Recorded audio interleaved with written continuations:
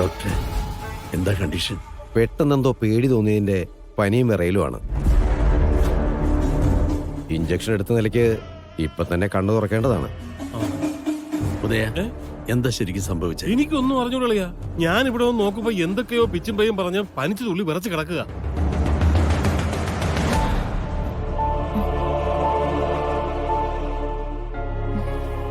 മോളെ മോളെ ഇപ്പൊ എങ്ങനെയുണ്ട് മോളെ?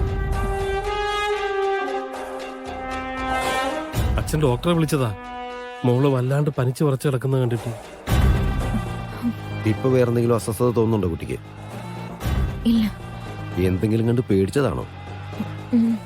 എന്താ അത് ഞാൻ നവീന് ചായ കൊടുക്കാൻ വേണ്ടി മുറി ചെന്നപ്പോ അവിടെ പാമ്പ്. പാമ്പോ? അതെ.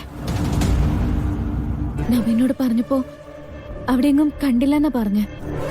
പക്ഷെ ഞാൻ ശരിക്കും കണ്ടതാ. ശരിക്കും. ഉദയ, എന്തെങ്കിലും തോന്നലായിരിക്കും. ഒന്ന് പറഞ്ഞു മനസ്സിലാക്കി. ഞാൻ ഡോക്ടറെ കിട്ടിവിടെ. ഡോക്ടറെ വരൂ. ഓക്കെ. അച്ഛാ, എനിക്ക് പേടിയാവുന്നുണ്ട്. ഈ വീട്ടില് പാമ്പുണ്ട്.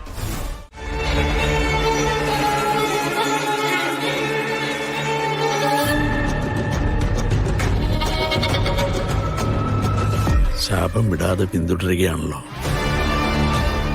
ആർക്കൊരു രക്ഷയില്ലാത്ത പോലെ. സുനന്ദേ, ഇത്രയും നേരം ഞാൻ എന്തെങ്കിലും പറഞ്ഞ് നിന്നെ ആശ്വസിപ്പിച്ചു. പക്ഷെ ഇപ്പോ പോയി അന്വേഷിച്ചിട്ടും അവരെ കുറിച്ചൊന്നും അറിഞ്ഞില്ലെന്ന് വെച്ചാല്? പരിചയമുള്ളവരോടൊക്കെ വിളിച്ചു ചോദിച്ചു. ഉച്ചയ്ക്ക് മുന്നേ കണ്ടതല്ലാതെ അവരാരും ഗോപാലേട്ടനെയും കൃഷ്ണയും കണ്ടിട്ടില്ലാന്ന്. ലോട്ടറി വിൽപ്പന കഴിഞ്ഞാല് അവിടുത്തെ തട്ടുകടയിലോ ആ കരിക്കടയിലോ എവിടെയെങ്കിലും കുറച്ചേരി ഇരിക്കും. അല്ലാതെ വേറെ എങ്ങോട്ട് പോകുന്ന പതിവില്ല ഗോപാലേട്ടന്. പോലീസിൽ പറഞ്ഞാലോ സുനന്ദേ? ഞാനും അത് തന്നെ ആലോചിക്കുന്നേ. എന്റെ പേടി മുഴുവൻ ആ പെൺകുട്ടിയുടെ ശത്രുക്കൾ ആരെങ്കിലും അവളെ കണ്ടെത്തിയോന്നാ.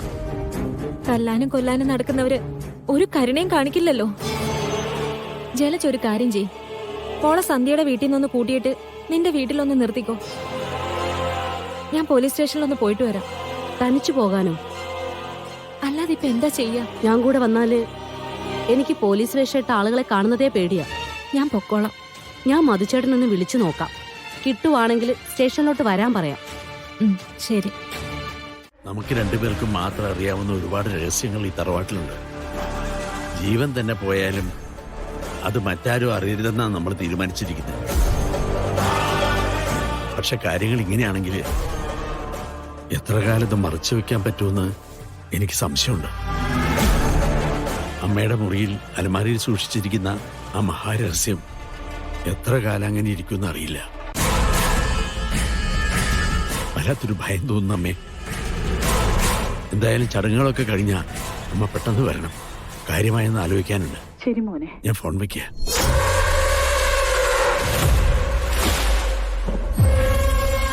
എന്താണ് രഹസ്യം? അമ്മാവനും മുത്തശ്ശിക്കും മാത്രം അറിയാവുന്ന എന്തോ ഒരു മഹാരഹസ്യം മുത്തശ്ശിയുടെ മുറിയിലെ അലമാരയിലുണ്ട്. നേരെ പോയി അമ്മയോട് പറഞ്ഞാലോ? വേണ്ട, അമ്മയുടെ എടുത്തുചാട്ടം എല്ലാം നശിപ്പിക്കും. അതെന്താണെന്ന് ഞാൻ തന്നെ കണ്ടുപിടിക്കും. ചിലപ്പോ നവീന്റെ വിവാഹം മുടക്കാൻ അതിൽ നിന്ന് എന്തെങ്കിലും കിട്ടിയാലോ?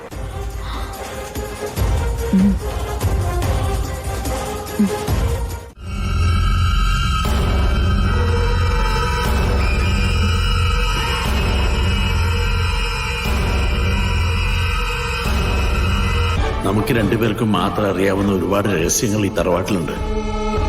ജീവൻ തന്നെ പോയാലും അത് മറ്റാരും അറിയരുതെന്നാണ് നമ്മൾ തീരുമാനിച്ചിരിക്കുന്നത്. അമ്മയുടെ മുറിയിൽ അലമാരയിൽ സൂക്ഷിച്ചിരിക്കുന്ന ആ മഹാരഹസ്യം എത്ര കാലം അങ്ങനെ ഇരിക്കുമെന്ന് അറിയില്ല.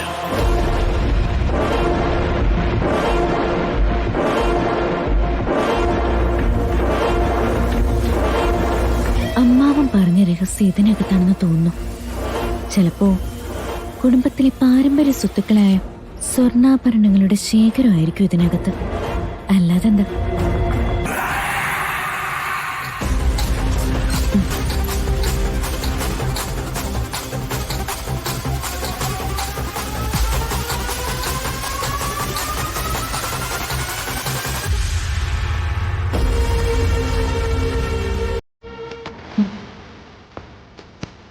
ഇതുവരെ ഞാൻ കണ്ടിട്ടില്ലല്ലോ. ഇതായിരിക്കോ ഇനി അമ്മ പറഞ്ഞ രഹസ്യം? ഇത് കുറച്ച് പഴയ ഫോട്ടോസ് ആണല്ലോ. ആരിവരൊക്കെ?